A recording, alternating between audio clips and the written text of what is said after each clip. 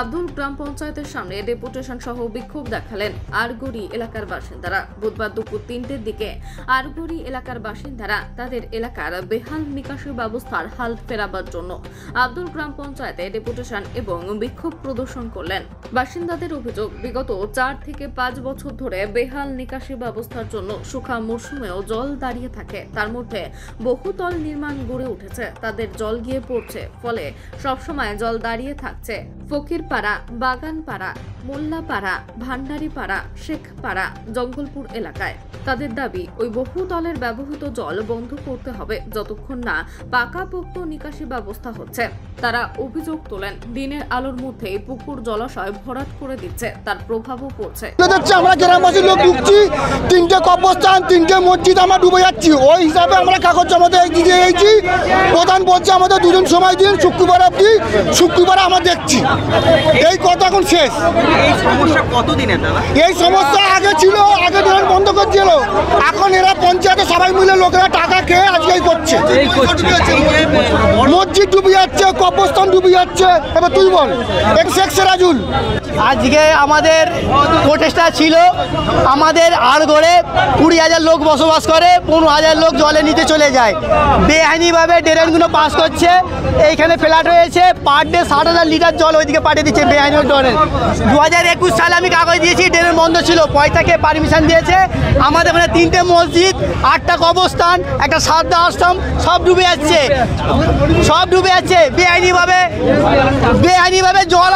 দাদা আরগড়ের কোন কোন এলাকাগুলো? আরগড়ে হচ্ছে ফকিরপাড়া, জঙ্গলপুর, শেখপাড়া, মোল্লাপাড়া, আদাস লস্করপাড়া, টোটাল ডুবে যাচ্ছে। এখনই জল একটা আধ ঘন্টা বৃষ্টি হলে জল ঢুকে যাবে। আর এখানে পার ডে 60,000 লিটার জল ওইদিকে ছেড়ে দিচ্ছে, আমরা কোথায় যাব? এ নিয়ে পঞ্চায়েত প্রধান তানজিলা তরফদার বলেন, নির্বাচন চলার জন্য নিকাশি কাজে হাত লাগাতে পারেনি। নির্বাচন মিটতেই জেসিবি দিয়ে কাজে হাত লাগিয়েছেন। কিছুদিনের মধ্যে আশা করা যায় সমস্যা মিটে যাবে। বহুতলের জল আটকাবার অধিকার তার নেই। আগের বোর্ড কি রয়েছে তিনি জানেন না, তবে তিনি প্রধান হওয়ার পর নিকাশি কাজের উপর জোর দিয়েছেন। আমাদের আরগড় জঙ্গলপুর এরিয়ার মধ্যে অনেক বড় বড় কারখানা আছে, অনেক ফ্ল্যাট আছে। এবার নির্দিষ্ট একটা ফ্ল্যাটের জন্য আমি জল বন্ধ করতে যাব, এটা তো আমার ঠিক হবে না।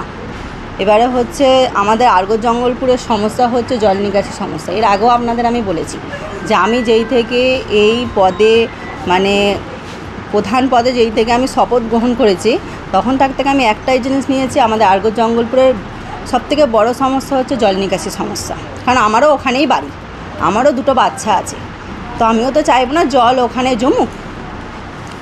তো তারপরে আমি এই মানে এমআরগো উঠে যাবার পর থেকে আমাদের জেসিবি লাগে, সবার সহযোগিতায় জেসিবি লাগিয়ে আমরা আরগড় জঙ্গলপুরের আর আন্দুলের যেসব মূল জায়গাগুলো যেগুলো জেসিবি দিয়ে কাটানো যায়, আমরা সব জায়গাটায় জেসিবি দিয়ে কাটিয়েছি।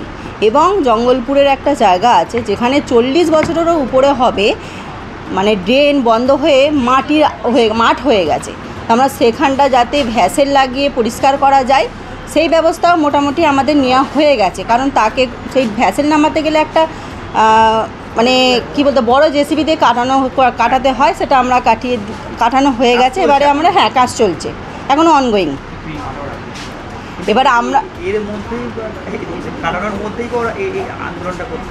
কাটানোর মধ্যে আন্দোলনটা করছে। দেখুন, আমি এটা বলতে পারবো না ওনারা কেন আন্দোলন করছেন, কারণ সত্যি কথা বলতে আরগড় জঙ্গলপুরে সত্যিই একটা জল নিকাশির বিরাট সমস্যা আছে, যেখানে বাড়ির ভিতরেও জল জমে যায়, বাচ্চারা ওই নোংরা জলের মধ্যেই খেলাধুলা করে, আমরা দেখি, আমাদের দেখেও কষ্ট হয়।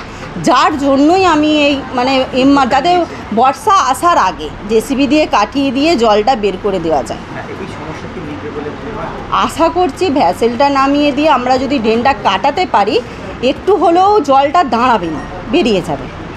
কারণ আমাদের NH6 রোডটা অনেকটা উঁচু, যার জন্য আমাদের এটা একটু প্রবলেম হচ্ছে, জল বের করতে একটু প্রবলেম হচ্ছে।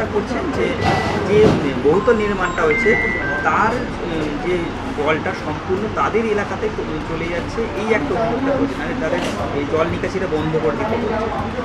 এই যে আমি বললাম তো যে যেরকম আমি কারো জল নিকাশি বা কোনো রকমের ড্রেনের কোনো ফ্ল্যাটের কোনো ফ্যাক্টরির জল কি আমি বন্ধ করতে পারি? আমি প্রধান হিসাবে নিশ্চয়ই এটা পারি না। ওনারা চাইছে আমাকে নিয়ে ওটা করতে। তা আমি ওনাদের সঙ্গে আছি যাতে এই প্রবলেমটা দীর্ঘদিন না চলে, জলটা না দাঁড়ায়। বাড়িতে যেভাবে বাচ্চারা খেলাধুলা করে একটা নোংরা পরিস্থিতির মধ্যে হয়, পরিবেশটাও খুব নোংরা থাকে, দূষণ হয়।